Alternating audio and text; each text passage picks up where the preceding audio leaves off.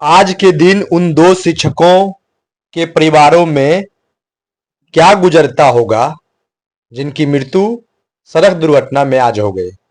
आपको पता है, बख्तियारपुर मोकामा फोरलेन में दो शिक्षकों की मौत सड़क दुर्घटना में हो गई।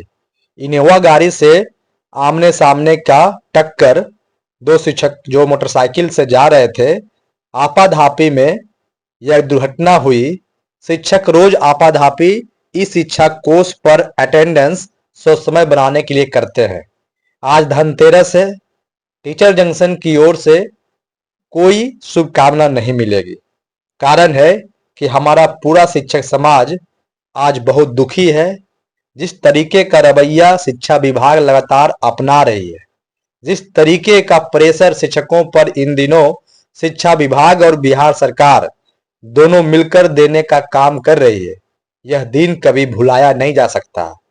एक तरफ शिक्षकों को जहां राष्ट्र निर्माता कहा जाता है, तो वहीं शिक्षकों को बंधुआ मजदूर से भी बदतर जिंदगी जीने के लिए मजबूर कर रही है बिहार सरकार।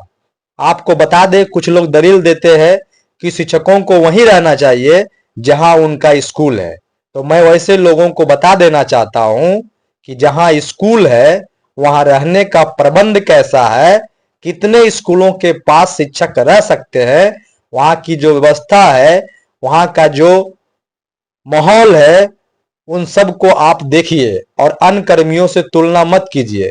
क्योंकि स्कूल नदी पहाड़ कहीं भी हो सकता है, नदी के पार भी हो सकता है, बीच जंगल में भी हो सकता है, बीच गांव में भी हो सकता है, लेकिन अन्य कर्मचारियों का जो दफ्तर होता है, काम करने का जगह होता है, वो व्यवस्थित और आवागमन वाले जगह पर होता है। जो कार्यालय अन्य कर्मियों का होता है, वहां पर लोग आराम से आ सकते हैं, आराम से जा सकते हैं, और जहां उन्हें रहने की व्यवस्था दी जाती है अन्य कर्मियों को, वहां व्यवस्था ऐसी होती है कि वो आराम से रह लेते हैं। इसलिए अन्य कर्मियों से तुलना शिक्षकों की नहीं की जा सकती है। शिक्षकों को जो वेतन मिलते हैं, शिक्षकों के जो सुविधा मिलते हैं, वो सुविधा अन्य कर्मियों से बहुत कम है। उन्हें 1,000 2,000 रुपये आवास भत्ता मिलता है। ऐसे में वे अपने पूरे परिवार के साथ घर द्वार छोड़कर अन्य जगहों पर नहीं रह सकते हैं। आज जो दुर्घटना पटना जिले में हुई दो शिक्षकों की, जिनकी मृत्यु मौके पर हो गई, इस घटना से लोगों को सबक सीखना चाहिए, खासकर शिक्षकों को सीखना चाहिए, शिक्षक परिवारों को सीखना चाहिए। सरकार आपके साथ खड़ी नहीं है। यदि सरकार आपके साथ खड़ी होती तो फिर आपका विद्यालय सुबह 8:50 से शुरू होकर 4:30 तक नहीं चलता। बिहार के प्राइवेट स्कूल कब से कब तक चलते हैं? और वो ठंड के मौसम जो अब आने वाले हैं, जो पूरा कुहासा होगा, दुर्घटना किसी भी समय घट सकती है, ऐसी स्थिति बन जाएगी। जब आप विद्यालय छोड़ने लगेंगे तो उसी समय पूरा अंधेरा हो जाएगा। तो एक तरफ जहां महिला को आरक्षण दिया जा रहा है, नौकरी में आरक्षण देकर लाया जा रहा है, वहीं उसकी सुरक्षा से खिलवाड़ किया जा रहा है। अब ऐसे में बिहार सरकार अपने कान में क्या डालकर सोई हुई है, यह बताया नहीं जा सकता। लगातार शिक्षक प्रतिनिधियों द्वारा, शिक्षाविदों द्वारा, सभी लोगों द्वारा यह आग्रह किया गया कि बिहार के सरकारी स्कूलों का समय बदला जाए, 10 से 4 किया जाए, यही समय अनुकूल है। माननीय मुख्यमंत्री नीतीश कुमार जी भी सदन में बोले थे। पता नहीं फिर ब्यूरोक्रेट्स उनको क्या समझा दिए, फिर यह मुद्दा पूरी तरह से गौन हो गया। लेकिन हम इतना ही कहेंगे, एसीएस साहब कहे थे सोमवार को ट्रांसफर पोस्टिंग पॉलिसी आ जाएगी। एसीएस भी झूठे निकले। जिस तरीके से शिक्षा मंत्री का बयान झूठ पर झूठ साबित होते रहे हैं, उसी तरह पहली बार एसीएस महोदय का भी बयान झूठा साबित हुआ। एसीएस महोदय कहे थे कि ट्रांसफर पोस्टिंग का जो पोर्टल है, जो सॉफ्टवेयर है, सोमवार को जारी हो जाएगा। सोमवार बोले तो कल, यानी 28 अक्टूबर, और आज है 29 अक्टूबर, मंगलवार। मंगलवार भी बीत गया, लेकिन ट्रांसफर पोस्टिंग का जो सॉफ्टवेयर, जो पोर्टल तैयार होना था, जिसकी सूचना शिक्षा विभाग के एसीएस एस सिद्धार्थ साहब खुद दिए थे अपने इंटरव्यू के दौरान, मीडिया कर्मी से बात करने के दौरान, वो आज झूठा साबित हो गया। अब कल स्कूल खुला हुआ है, छोटी दिवाली है, दिवाली का एक दिन स्कूल बंद है, उसके बाद फिर स्कूल खुलेगा, फिर छठ में 3-4 दिनों के लिए बंद होगा। नहाय खाए की छुट्टी तमाम विरोध के बावजूद शिक्षकों को नहीं मिला। सरकारी विद्यालय नहाय खाए के दिन छठ पूजा के दौरान खुले रहेंगे, जबकि जितने भी बिहार में प्राइवेट स्कूल है, कॉलेज है सरकारी, बड़े बड़े बच्चों के जो पढ़ने के स्थान है, वहां दिवाली से लेकर छठ तक की छुट्टी कर दी गई है, क्योंकि यह पूर्व घोषित छुट्टी होती है।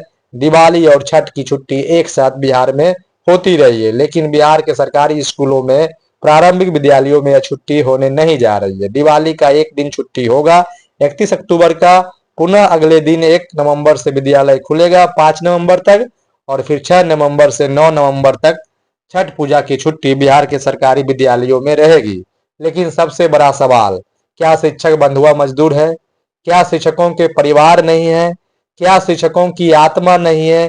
क्या शिक्षकों का संसार नहीं है? सब कुछ शिक्षकों का भी है, तो फिर शिक्षकों के साथ इतनी क्रूरता क्यों? जिस तरीके से प्रेशर में आकर शिक्षक अपना ऑनलाइन अटेंडेंस दर्ज करने के लिए जान गंवा रहे हैं, आने वाले दिनों में कोई भी आदमी शिक्षक की नौकरी करना नहीं चाहेगा।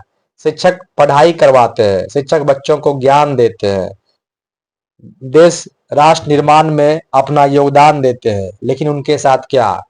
क्वालिटी एजुकेशन के नाम पर, आरटीई के नाम पर शिक्षकों को परेशान किया जा रहा है। क्या पहले आरटीई कानून नहीं था?